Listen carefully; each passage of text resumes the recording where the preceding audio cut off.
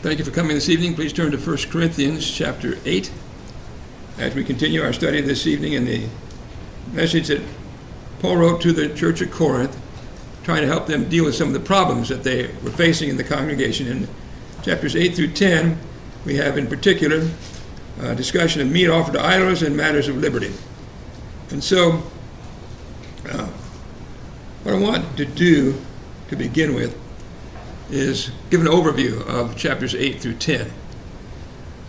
I've mentioned several times that these three chapters go together. And that may not seem obvious. When you look especially at chapter 9, the first part of chapter 10, it may not seem obvious what the connection is. So let's look at those chapters and see how it goes together. First of all, in chapter 8,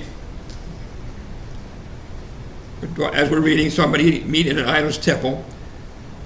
Chapter 9, it begins to talk about financial support of preachers, and it may seem like he's changed the subject, but he really hasn't. Paul at times interrupts himself and goes off on a related topic and then comes back to the original topic. That's what's happening in chapter 9 and the first part of chapter 10. He's discussing financial support of preachers, but he's going to make applications to the matter of liberty. He's still discussing matters of liberty, the fact that a preacher may choose to accept support or not. It's not a matter that's required one way or the other, so it's a matter of liberty. And for him, it was a matter of liberty that he chose not to accept support from churches at times. The last part of chapter 9 talks about self-control and the danger of falling into sin. And that relates to the topic because those who need to be willing to forego their liberties for the sake of others needed self-control to do that and to help other people avoid sin. And those who were weak and tempted to go into worship of idols or whatever needed to understand the danger of that. Then he comes back at the end of chapter 10, back to the subject of eating meats offered to idols. So you see, he's still discussing the same subject all the way through. It's just that he's gone off on a related aspect of it and then comes back to it. So I hope that overview will help us as we go through the discussion of these three chapters. And then, in particular, last time we talked about the fact that the eating of meats offered to idols is discussed in four different circumstances. There would be the eating of the meats as an act of worship, which is clearly sinful, and there's no question about that, and it's discussed as being sinful through chapter 10. There's also eating meat in an idol's temple, not eating it to worship, but just as for the food or the nourishment of it. That's what we're talking about in chapter 8. Later on in chapter 10, we'll talk about eating it as just as a private meal at a feast or what have you, not in the idol's temple, or meat bought in a market, again for nourishment. But again, those different circumstances, he's going to talk about different approaches to be taken. So again, we have to have an overview to understand the whole thing. That's why I've tried to emphasize, let's wait until we get to the end of chapter 10 to start making applications into other things, other applications that may be difficult or controversial. Let's get the whole picture before us. Now,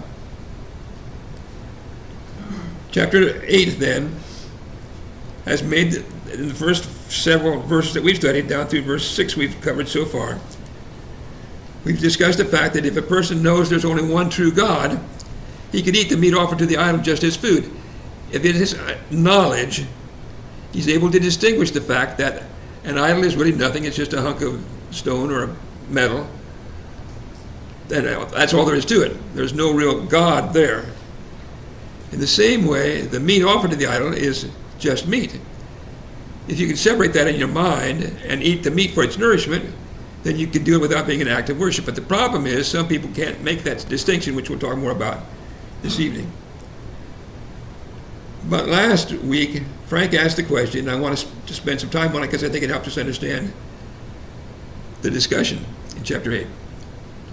Why might somebody, if you know that the idol is not a real God, why would you go into the idol's temple and eat meat that was being offered to the idol? That was Frank's question, as I recall. And so I want us to spend some time on it because I think it helps us understand this situation. Why would someone do that? You know that idol isn't a real God. So why, if you're a mature Christian and you just want food, why go to an idol's temple to eat it? what might lead someone to do that?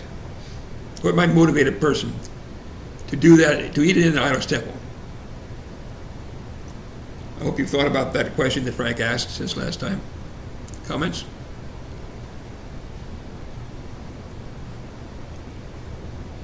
Sharon? There could be different reasons, obviously, but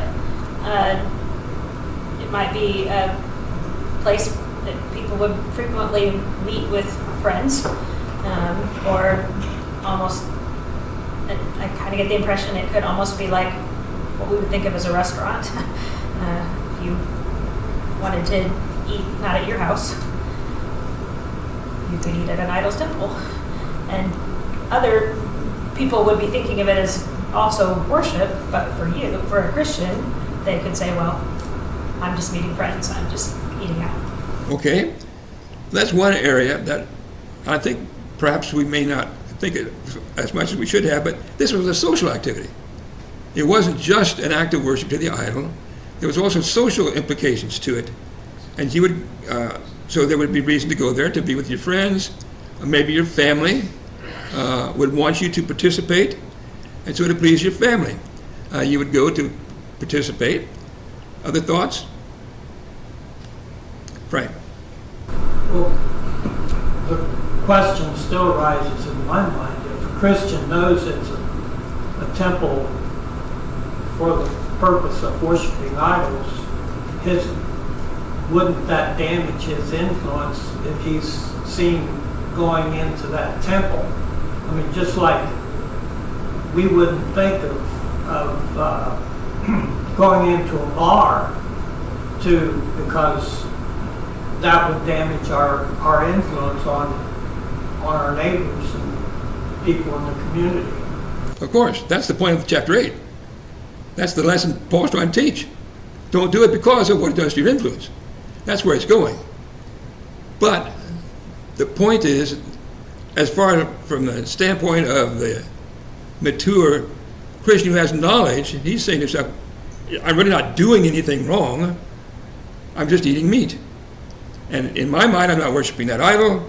I'm just eating meat. So I think it's okay. You're right, Frank. He shouldn't do it for the very reason you just said. That's what Paul's going to say. But in the mind of the man who thinks it's just meat, he may think it's okay and may want to go for the reasons that, first of all, that Sharon has mentioned, but there's other reasons. Let me ask you a related question. Why is it that sometimes people who don't believe the doctrine of a denomination would sometimes go there anyway to attend the services of a denomination or some religious group that they don't believe, but they go there anyway? Why might they do that? Susie? Well, the social programs, and there's entertainment, and frequently there's food. They introduce food in a lot of different ways. Okay, so again, it may not be to participate because you believe the doctrine being taught there or that you approve of that church, but there's fun and games, things going on that are pleasant, enjoyable, or again, to be with friends and family want you to go, and so you're being encouraged to go to participate. Here's some things that I listed along with what has been said. There's maybe good food, maybe there's fun and good times, entertainment, and so forth.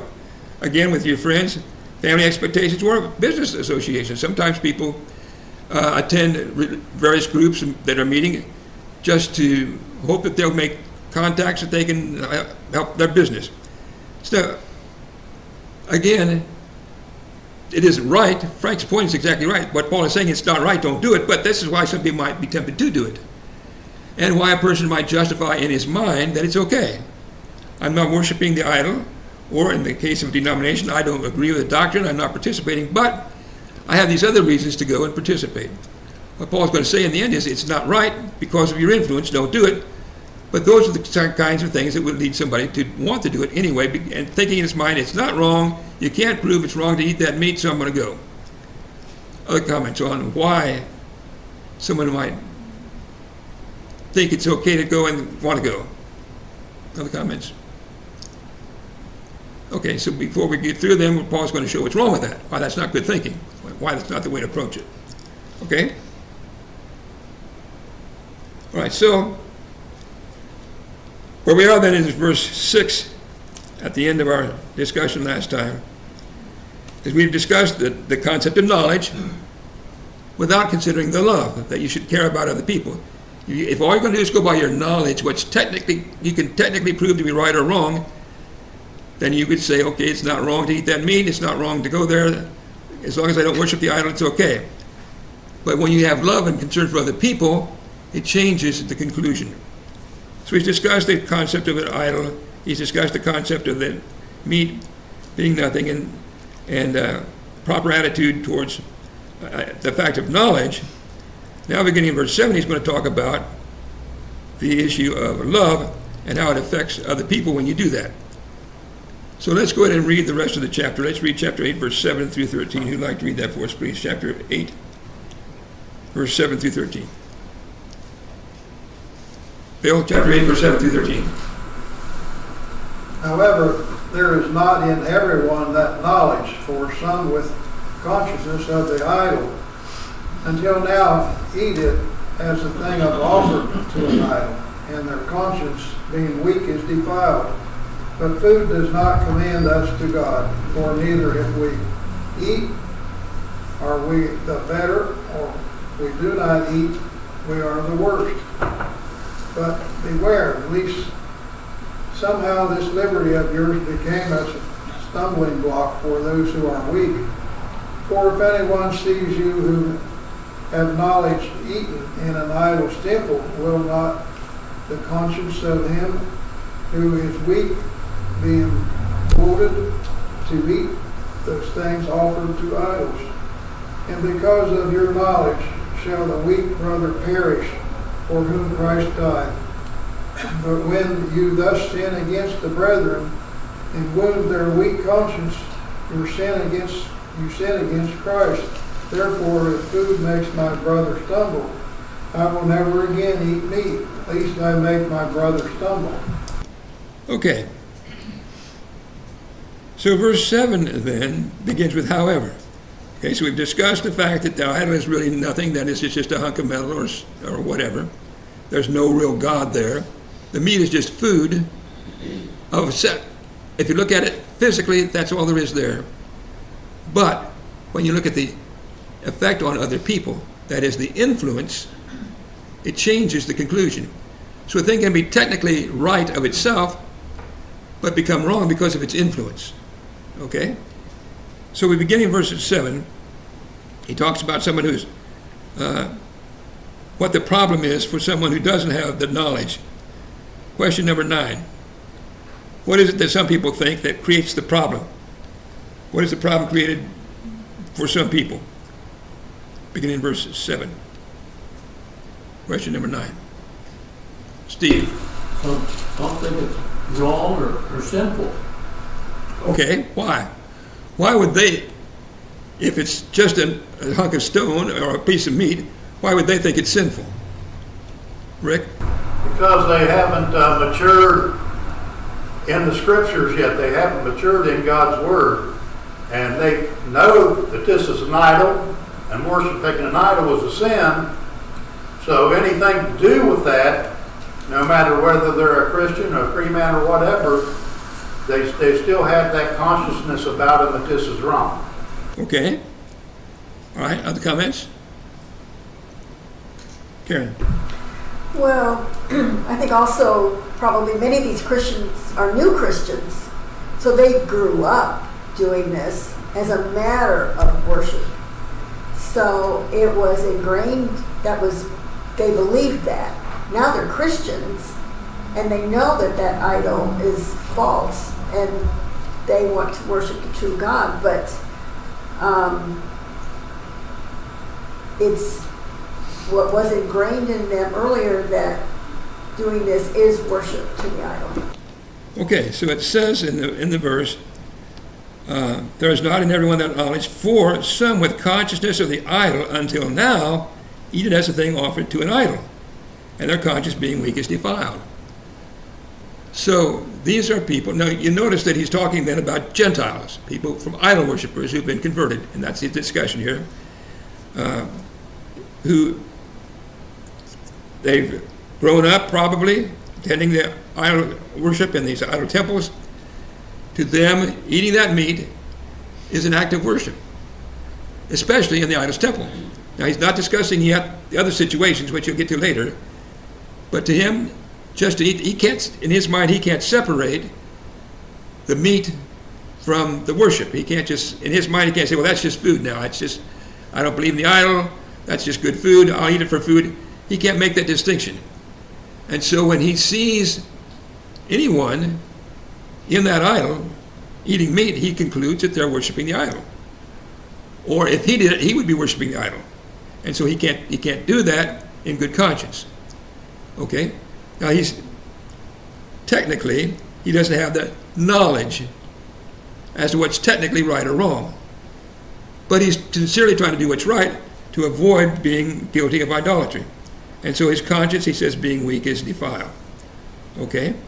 Other comments or discussion on what the problem is described there in verse 7. Okay? Now, question number 10 and verse 8. What does Paul say about it in verse 8, and how does it relate to the discussion? Question number 10. What does Paul say about this, and how does it relate to the discussion in the context?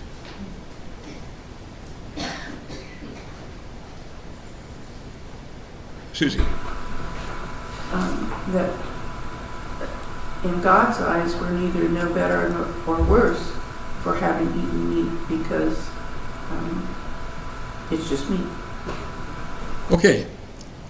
So he says, food does not commend us to God, for neither if we eat are we the better, nor if we do not eat are we the worse.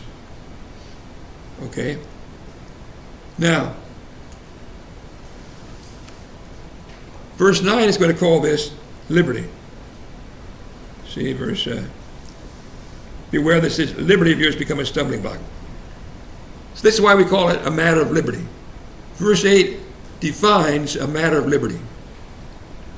And I hope you'll see that point, impress this on your mind. Verse 8 is telling you what a matter of liberty. When we're talking about a matter of liberty, we're talking about what verse 8 is talking about. So according to verse 8, a matter of liberty is what? Rick? Something that's not condemned by God. Or required by God. Either way. If you do it or if you don't do it, it's not a sin either way. It doesn't change your relationship to God whether you do it or you don't do it. Now, technically, eating a piece of meat doesn't change your relationship with God. It's not required. It's not forbidden. If you do it, it's not a sin. If you don't do it, it's not a sin. Back in chapter 7, we talked about some other things. It didn't say matters of liberty, but it talked about things that were not forbidden or required. Do you remember what those were? What were some of the ones we talked about in chapter 7? That if you did it or didn't do it, it didn't matter. Terry? Marriage in the time of distress. Okay, whether you get married. You don't have to get married. It's not a sin to get married. It's not a sin to not get married. Okay? So in that sense, it's a matter of liberty. Okay? He also talked about circumcision. He said circumcision is nothing, uncircumcision is nothing. He talked about being a slave or free. So that's what he means when he talks about a matter of liberty. Whether you do it or you don't do it, it doesn't of itself constitute a sin. Now it's going to go on and show, though, that it can become a sin because of the influence or the circumstances, the effect it has on other people. But in and of itself, it's not a sin. So it's easy for a person who knows the act is not a sin to say, well, that's not a sin. You can't prove it's a sin if I do that, so I'm going to do it. That's the knowledge part. The love part is, wait a minute, how's this going to affect other people? Okay? So verse 8 then helps us understand the nature of a matter of liberty, but the context is going to show us how exercising our liberty can create problems for other people. Okay? Other comments or discussion on verse 8? Okay? Matter of liberty is a practice which, whether we participate or not, does not make us better or worse spiritually. Okay? Okay? But while we're there, let me notice a couple of other things that are, I hope, thought-provoking and important. We're talking about matters of liberty. The truth is, there are such things as matters of liberty. Now, that may be so obvious, it's maybe you think it's not worth pointing out, but with some people, everything's right or wrong. Everything's black or white. Not everything is that way. There are some things that are not forbidden or required. Here's this passage that's discussing those kinds of things and teaching us that we need to be careful even with those things, but there are such matters. But just because you think of a thing, that doesn't necessarily mean it's going to be right or required or forbidden. There are such things. It's a simple point, but here's a clear teaching that shows that to be true. And then another point along with that is there are some practices that originated perhaps in false religion and have some religious significance attached to them, and some people may practice those things without attaching that religious significance. It's possible to separate the religious significance from what some people practice religiously and do it without doing it religiously. That is true for some things. Not all things, of course, but some things. Here's one of them: eating meat. If it's done in an idol's temple, it's an act of worship. You can eat that same meat without worshiping the idol, and you would separate the two in your mind. And therefore, it's not an act of worship, and it's not wrong of itself, not technically wrong. So you got to consider the influence. That's what we'll discuss. I hope that point is important enough for you to consider, because it's easy for some people, like the person here who is weak, to not realize that point, to not see that that's true. And there are some people, and again, we're not ready to make specific applications yet, but there are some people who look at some practice and say, well, that's got to be a sin because so-and-so church does it as an act of worship, or such and such, because of its religion, it was begun in idolatry or begun in pagan worship, therefore it must be a sin to do it. But some things can lose that significance or can be done without that significance. Here's a passage that proves it. Okay? Now you have to be careful with your reasoning, but the point is, there are such matters. Don't assume just because a thing began in pagan idolatry or whatever that it still has that significance and everybody who does it is doing it that way. Okay. Thoughts to consider based on what we studied. Comments before we move on. Am I saying things that are helpful? I hope I am. Okay? All right, let's move on then. So here's the problem then. Man who has knowledge can eat that meat without worshiping the idol. He's just eating meat for nourishment. But over here's the other man who's weak. He says he's conscious is weak. That's why we get to the idea of a weak brother. Last part of verse 7, he's conscious is weak. And so if he eats it, he eats it. In his mind, he's worshiping the idol. But you don't have to. It's not necessarily wrong to eat meat. It's not necessarily required. So it's a matter of liberty, verse 9. But here's the problem, verse 9. What happens then that creates the problem according to verse 9? We're on question number 12. He calls it a stumbling block. So what is a stumbling block? And what's involved in it? Steve? Question 12. It's behavior that might lead another believer, especially one with a weaker conscience, to sin. Excellent. A stumbling block is something that you may do, shouldn't do, but might do, that causes somebody else to sin. Not just something that he doesn't like, or something he gets upset with you about, but something that would cause him to sin because of your influence on him.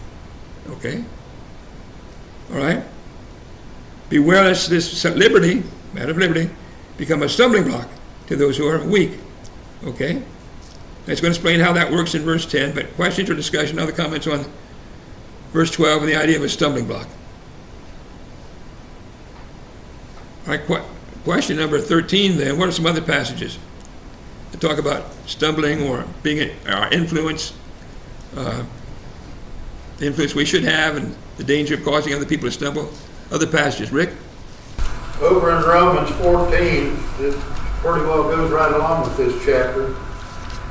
Verses 14 through 20, or 13 through 23 says, "Therefore let us not judge one another anymore, but rather resolve this, not to put a stumbling block or a cause to fall in our brother's way. I know and am convinced by the Lord Jesus that there is nothing unclean of itself, but to him who considers anything to be unclean, to him it is unclean. Yet if your brother is grieved because of your food, you are no longer walking in love. Do not destroy with your food the one for whom Christ died. Therefore, do not let your good be spoken of as evil. For the kingdom of God is not eating and drinking, but righteousness and peace and joy in the Holy Spirit. For he who serves Christ in these things is acceptable to God and approved by men. Therefore, let us pursue the things which make for peace, the things by which one may edify another. Do not destroy the work of God for the sake of food. All things indeed are pure, but it is evil for the man who eats with offense. Okay. Good neither to eat meat nor drink wine nor do anything by which your brother stumbles, or is offended or is made weak. Do you have faith? Have it to yourself before God. Happy is he who does not condemn himself in what he approves. But he who doubts is condemned if he eats, because he does not eat from faith. For whatever is not from faith is sin. Okay. So there's a lot of similarities between this section of 1 Corinthians and Romans chapter 14. I don't think they're exactly the same, but there's a lot of similarities. Other passages that I see. In Leviticus, chapter 19, verse 14, you shall not curse the deaf, and put a stumbling block before the blind, but shall fear your God. I am the Lord. All right, now there's an example of a literal stumbling block. What was the stumbling block in the passage that Steve just read? Did you catch it as he read it? What was the stumbling block? It's talking about a blind person. Somebody thinks it's a funny joke to put something in the path of a blind person so he trips over it and falls. And that's a literal stumbling block. But it illustrates the concept. But we're talking about a spiritual stumbling block, where something you do causes somebody to stumble spiritually. That is to sin. Okay? Other passages on influence or stumbling blocks. Frank. 1 John 2, verse 10, he who loves his brother abides in the light, and there is no cause of stumbling in him. Okay, good. Other passages? I thought I saw another hand. Terry? Luke 17:2. It would be better for the man, for him, if a millstone were hung about his neck and he were cast into the sea, than that he should cause one of these little ones to stumble or to sin. Okay, so we have that in parallel in Matthew's account. Again, the idea of causing someone to stumble, but you read that account, he shows he's talking about you cause them to sin. So that's what it means. You may not commit the sin, but the way you act puts him in a position where, perhaps because of his weakness or his lack of understanding, he does something which is sinful. And now you've caused him to sin. Okay, Susie, and then we'll move on. Matthew 16:23, Jesus said to Peter, get behind me, Satan, for you are a stumbling block to me. Okay. All right, so here's a concept that we're talking about, causing someone else to sin. We'll talk more about that maybe later on. Now, verse 10, here's he explains as clearly as it is in the chapter what the problem is, what causes the application to eating of meats offered to idols. Specifically, what is the problem then? Verse 10. Question number 14. What's the problem in this case? Susie? A person using their knowledge and liberty to the ill effect of a person that's weak in conscience, and so it causes them to sin. Okay. But it's a liberty being used that causes it. Okay. Okay, other comments? All right, but specifically, let me see where I'm at, my notes here, okay. But specifically, the case he's talking about is a case where you eat the meat in an idol's temple. Now we're going to see later on, you could eat the same meat someplace other circumstances and it wouldn't be wrong. It's the circumstance, the fact you're eating that meat in an idol's temple. Why? Because the people that are eating that meat in the idol's temple are worshiping the idol. You're not worshiping the idol. You know it's just a hunk of stone, the meat is just good food. And you're there for whatever the reason, but, as we talked about, but you're not worshiping the idol. But because it's in the idol's temple, wisdom, good judgment, spiritual discernment would tell you, really the point that Frank made at the beginning, of course people are going to think you're worshiping the idol. That's what everybody else is doing. They see you in the idol's temple, they're going to think you're worshiping the idol. And so your influence may lead somebody else, in this case, in particular in verse 10, a weak brother, to think, well, I thought it was wrong to worship an idol. But here's so-and-so, he's a mature Christian, and here he's doing it, so I don't think it's right, but I guess I'll go ahead and go along with him and do it. But now he's doing it without that understanding. He can't separate it in his mind that it's just meat. To him, he's worshiping the idol, or he thinks it's sinful. But he does it anyway. And you cause him to do it by your influence. Now you have sinned because of leading him to sin. Okay? Verse 10. Questions, discussion on the problem as he describes it. Anybody? Susie, Sharon. I think it's significant that the way he phrases it in verse 10 shows that this is a result that's likely. It might not happen, he says if, but he says, will not the conscience of him who is weak be emboldened to eat? So sometimes Christians don't think enough about this and do things that aren't wrong in and of themselves, but have a circumstance that has a bad influence. Other times Christians go clear to the other extreme and start seeing potential problems in everything. Well, if I do this, what if somebody maybe started to think this, and then when I have sinned? And they start inventing potential problems in everything they do, and you can't live like that. He's not talking about a Christian who does something and through no fault of their own, somebody else misunderstands and has a problem with it. He's talking about a Christian who does something knowing that there's a very good chance somebody's going to misunderstand what they're doing in that circumstance. Okay. We're going to discuss that more under question number 20. But that's why I've emphasized, what Sharon just said is why I have emphasized this. Different circumstances, different conclusions. When we get to chapter 10, we're going to see other circumstances where you can eat meat offered to an idol. And it's no sin, because it doesn't have the same influence. It's wrong here because common sense, good spiritual judgment, good wisdom would tell you, surely somebody's liable to think I'm worshiping that idol. Or they're liable to be led to worship the idol or to violate their conscience. When you understand scriptural principles, you should know that's extreme danger. You know better than to do it. But that doesn't mean it's always wrong to eat meat offered to an idol. There may be other circumstances where there's not that temptation at all. Okay? Other discussion. All right, so I think it's real easy, Sharon's point, it's real easy for people to say, well, what if this happens, what if that happens? And I've had people say to me, people have all these weird ideas. How can I be responsible for some weird idea some people think that might be wrong? And the answer is you're not responsible. Chapter 10 is going to deal with that. That's why I say don't make your decisions until we get to chapter 10. Okay?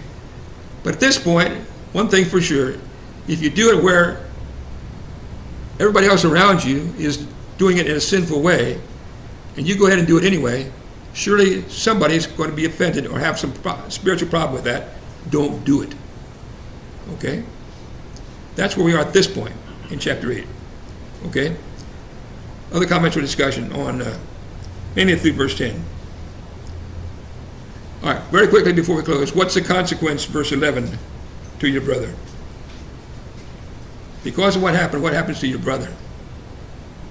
Verse 11. Bill. Perish. He perishes, meaning he's going to be lost because of what you did. You thought, I've got a right to do this. This is meat. Now I'm going to eat the meat. And here's a brother that's going to be lost eternally because of what I did. Why? Because I didn't consider him enough. I didn't love him enough to realize how I was affecting him and care about it. He is sinning because of my influence, and I should have known better. Of course I should have known better, because I was eating in the idol's temple. Okay? Now my brother's lost, the brother for whom Christ died. Jesus Christ died on the cross to save that brother, and I'm causing that brother to go to hell. I'm working against my master because I'm insisting on doing what I know is really not necessarily wrong, but I don't care about my brother. That's the problem. Okay?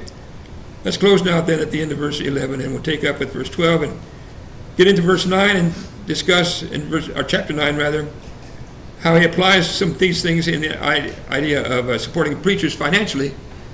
Completely different application, and yet some similar concepts. Anything else before we close?